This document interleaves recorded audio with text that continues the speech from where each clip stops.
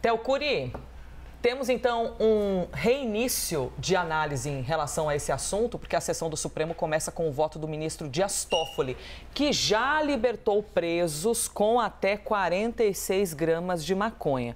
Se a gente olha então para esse retrô da coisa, né, esse histórico de decisão, isso pode já embasar a gente numa hipótese então de posicionamento do ministro?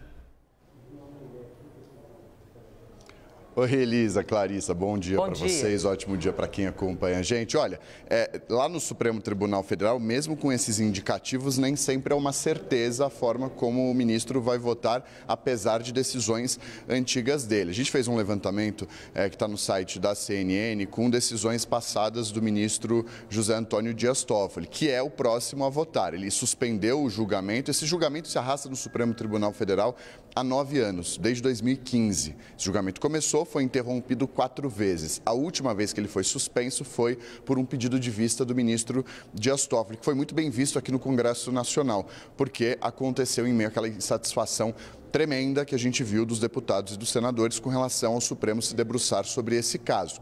Os deputados e senadores, você e a Clarice exploraram muito bem, se sentem incomodados com a atuação do Supremo nesse caso. Só que o Supremo foi provocado lá atrás e desde então o Congresso nunca se debruçou com relação à quantidade que diferencia o traficante do usuário. Dito isso, Toffoli suspendeu o julgamento em março e retoma o julgamento hoje do Supremo Tribunal Federal, justamente com o voto dele.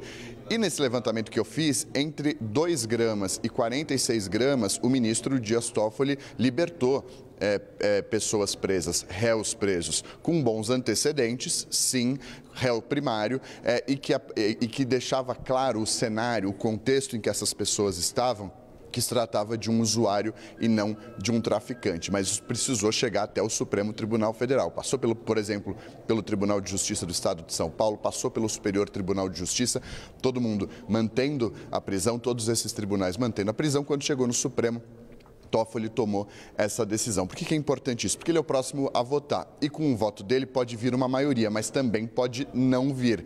Apesar disso, apesar dessas decisões, o ministro pode optar sim, como a Clarissa mencionou, por um meio termo. Ele mesmo, quando suspendeu o julgamento, houve uma discussãozinha antes de a sessão terminar, ainda no comecinho de março.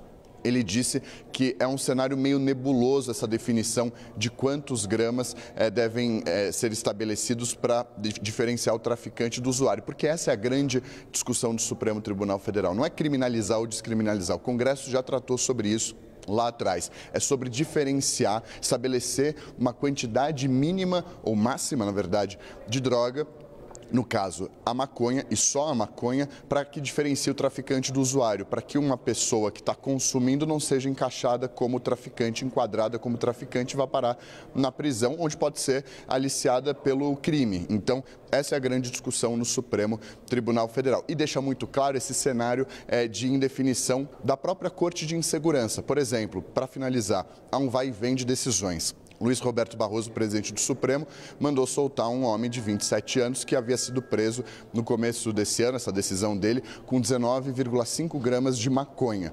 Ele tomou essa decisão, mas o caso era de Luiz Fux, só que estava no plantão.